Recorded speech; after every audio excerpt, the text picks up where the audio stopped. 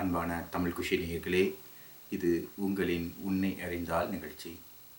போன தலைப்பில் நம்ம எண்ணங்களை பற்றி சிந்தித்தோம். எப்படி எண்ணங்கள் நமக்கு உருவாகுதுன்னு.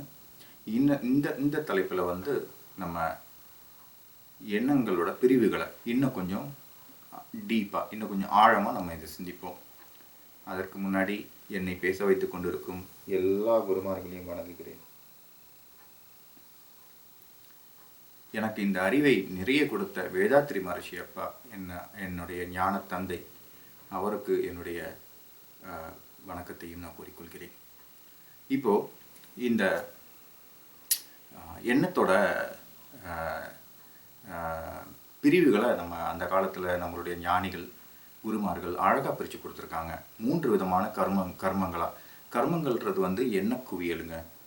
அதாவது சஞ்சித கர்மம், பிராரத்த கர்மம், ஆகாமிய கர்மம்னு இந்த 3 வகையாக பிரிச்சிருக்காங்க. இதை சஞ்சித கர்மம்னு என்ன சொல்கிறாங்கன்னா, சஞ்சித கர்மம் ஒரு வங்கி மாதிரி. அதாவது ஒரு பேங்க்கில் நம்ம அக்குமுலேட் பண்ணி சேர்த்து வச்ச எண்ண குவியல்கள். இது இந்த பிறவிக்கு முன்னாடி உள்ள எல்லா பிறவிகள் சேர்ந்தது நமக்கு ஒரு பேங்க்கில் உள்ள பேலன்ஸ் மாதிரி சஞ்சித கர்மம்னு சொல்லுவாங்க. அடுத்த கர்மம் பிராரப்த கர்மம்னு சொல்லுவோம். பிராரப்த கர்மம் என்னென்னா, ஒரு பிறவி நம்ம எடுக்கும் பொழுது அந்த பிறவியிலேருந்து சில கர்மங்களை நம்ம இந்த பிறவியில் நான் இதையெல்லாம் சாதிக்கப் போகிறேன், இதையெல்லாம் நான் அனுபவித்து இப்படி நான் நடக்கப் போகிறேன் என்று நம்ம பிராரப்தம் எடுத்துகிட்டு வருவோம். இந்த பிராரப்தத்துக்கு உதாரணத்தை நம்ம சொல்லணுன்னா, பரமஹம்ச யோகானந்தாஜி அவர் பிறக்கிறதுக்கு முன்னாடியே பாபாஜி அவருடைய சிஷ்யனுக்கு சொல்லிட்டாராம். யோகானந்தான்னு ஒருத்தங்க பிறப்பாங்க. அவர் ஒரு மிகப்பெரிய ஆசிரியர் ஆவார், குருமாரா ஆவார் எதிர்காலத்தில். இப்படி வாழ்ந்து இந்தியாவில் பிறந்து எதிர்காலத்தில் வெளிநாட்டில் தங்கி அங்கு உள்ளவர்களுக்கும் இந்த ஆன்மீக சேவை, அதாவது இந்த கிரியா யோகத்தை கற்றுக் கொடுப்பார் என்று அவருடைய குருமார் யுக்தேஸ்வருக்கு சொல்லிட்டாங்க. ஸோ இது யோகானந்தா, பரமஹம்ச யோகானந்தா பிறக்கும் பொழுதே அப்படி ஒரு பிராரப்தத்தோடு பிறந்து அவர்களுடைய வாழ்க்கையும் அதே மாதிரி அமைந்தது. இதற்கு அணுகுமுறையாக அவருடைய தாயாருக்கு அவர் சின்ன வயதாக இருக்கும் பொழுதே ஒரு குருமார் ஒரு தாயத்து மாதிரி ஒன்று கையில் கொடுத்தாங்களாம். இது சிறிது நாள்லேயே உங்கள் வீட்டை விட்டு மறைஞ்சிரும், இதுதான் உங்களுடைய மகன் எதிர்காலத்தில் இப்படிலாம் இருக்க போகிறான்றத சொல்கிற ஒரு அறிகுறியை நீங்கள் வச்சுக்கலான்னு சொல்லிட்டாங்களாம். ஸோ இது பிராரப்தத்துக்கு எக்ஸாம்பிள். சில நேரம் நம்ம சொல்லுவோம், இதுதான் எனக்கு பிராப்தம் இருந்தால் இது எனக்கு கிடைக்கும். ஸோ இதே மாதிரி அப்படியே நம்ம இதை எடுத்துக்கலாம். சரி, 3வது கர்மம். இந்த 3வது கர்மத்துக்கு பேர் ஆகாமியம் சொல்லுவாங்க. ஆகாமிய கர்மம் நம்ம வந்துட்டு பிறர் எண்ண தூண்டுதல், நம்மளுடைய மனம். சப்போஸ் நம்ம ஒரு வீடு வச்சிருக்கிறோம், எங்கேயோ வெளியில் போகிறோம், ஒரு வீட்டை பார்க்குறோம், இதே மாதிரி ஒரு வீடு நம்ம கெட்டணும் எதிர்காலத்தில் சொல்லிட்டு நம்ம அந்த அந்த ஆசையை ரொம்ப விதை போட்டு அதை தண்ணி ஊற்றி வளர்க்க ஆரம்பிச்சிருவோம்.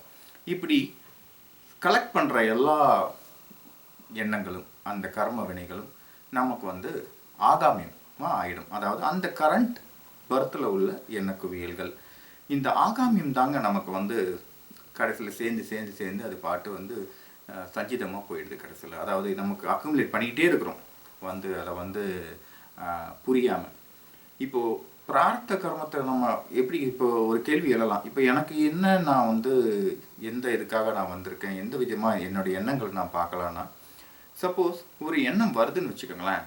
அந்த எண்ணத்தை நீங்கள் ரொம்ப உள்ள டீப்பாக பார்த்தீங்கன்னா, சில எண்ணங்கள் நான் இதை பண்ண போகிறேன், இப்படி தான் நடக்கும், நீங்கள் யார் சொன்னாலும் நீங்கள் கேட்க மாட்டீங்க, உங்களுக்கு தெரியும் இப்படி தான் நடக்கும், இப்படி தான் நீங்கள் பண்ண போகிறீங்கன்ட்டு. அப்போ நடக்கும்பொழுது என்ன ஆகும்னா, அந்த எண்ணத்தோட அதை அடையக்கூடிய சக்தியும் உங்களுக்கு இருக்கும். அதுதாங்க பிராரப்தத்தோட உண்மையான உங்களுக்கான சொந்த எண்ணங்கள்னு நம்ம கற்றுக்கலாம். ஸோ சொந்த எண்ணங்கள்னால் ஒரு எண்ணம் உங்களுக்கு ரொம்ப தெளிவாக தெரியும், இந்த எண்ணங்களை நீங்கள் இப்படி தான் பார்க்க போகிறீங்கன்ட்டு. இதுக்கு இன்னொரு வார்த்தையும் சொல்லலாம், இன்ட்யூஷன்னு சொல்லுவோம் நம்ம. அதாவது கரெக்டாக தெரியும், நான் இதுதான் எனக்கு வரப்போகுது, என்னுடைய உள்நிலையிலேருந்து இது வருது, ரொம்ப ரொம்ப தெளிவாக இருக்கும் உங்களுக்கு. அதில் செகண்ட் ஒப்பீனியன், அதாவது 2வது ஒப்பீனியன் எண்ணமே வராது. உங்களுக்கு தெளிவாக தெரியும், இப்படி தான் போக போகிறேன், இப்படி தான் நான் செய்ய போகிறேன்ட்டு. ஸோ இந்த 3 குவியலில் தாங்க மொத்தமாக நம்ம எண்ணங்களை நம்ம பிரிச்சிருக்கிறோம். ஸோ ஆகையால் திருப்பி சொல்கிறேன், சஞ்சித கர்மம், பிராரப்த கர்மம், ஆகாமிய கர்மம். இந்த 3 கர்மத்தில் நீங்கள் முக்கியமாக வந்து நினைக்க வேண்டியது, நம்ம வந்து பிராரப்தத்திலிருந்து உள்ளே வந்து இந்த தேவையில்லாத எண்ண பதிவுகள் உள்ளே போய் உன்னே இருந்தால்றதுல இன்னொரு ப்ராசஸ் என்னென்னா, இந்த மாதிரி ஒரு பதிவுகள் எல்லாத்தையும் அழிச்சு தீய பதிவுகள் எல்லாம் கடைசியில் போயிட்டு நல்ல பதிவுகள் ஆகும்போது ஒரு மனிதன் ஃபஸ்ட்டு மனிதன் ஆகிறார். அந்த மனிதன் மேலே மேலே போக போக அந்த மனிதன் வந்து தெய்வமாகிறார். அதாவது உள்ள தெய்வத்தை வந்து நம்ம உணர முடியும். அதாவது எப்படின்னா, நம்ம பேசாமல் இருக்கும் பொழுது நமக்கு உள்ளிருக்கும் தெய்வத்தன்மை வெளிப்படாங்க. இப்படி தாங்க எல்லா குருமார்களும் எல்லா ஞானிகளும் இந்த உலகத்தில் தன்னுடைய உள்ளுணர்வுக்காக வாழ்க்கையை அர்ப்பணித்து அதிலே இருந்து கண்ட அனுபவம் வந்து இதுதான். இந்த அனுபவம் தெரிஞ்சதுன்னா நமக்கு வந்து எல்லாமே தெளிவாக தெரிய ஆரம்பிச்சிடும், பக்குவங்களும் அடைய ஆரம்பிச்சிடும். இதுதாங்க இந்த எண்ண குவியலோட 3 பிரிவுகள். இப்போது அடுத்து நம்ம ஒரு தலைப்பில் என்ன பார்க்க போகிறோம், இந்த எண்ணங்கள் எப்படி வந்து நம்ம ஹேண்டில் பண்ணலாம், எப்படிலாம் வந்து நம்மளை வந்து இதை ஒரு ஆகாமியத்துக்கு கொண்டு போகுது, நம்ம ஏன் வந்து ஒரு தூண்டுதலில் வந்து நம்ம வந்து மாட்டிட்டு ஒரு சுழற்சியில் இருக்கிறோன்றது நம்ம பார்க்கலாம். ஸோ எண்ணங்களோட சக்தியும் புரிஞ்சிக்கணும், எண்ணங்களுடைய குணத்தையும் நம்ம புரிஞ்சிக்கணும், எந்த எண்ணம் நமக்கு உகந்ததுன்னு நம்ம தெரிஞ்சுக்கணும். இது தாங்க நமக்கு வந்து இதில் தெரிஞ்சிக்க வேண்டிய முக்கியமான பாயிண்ட்டு. மீண்டும் ஒரு தலைப்பில் சந்திக்கலாம். நன்றி, வணக்கம்.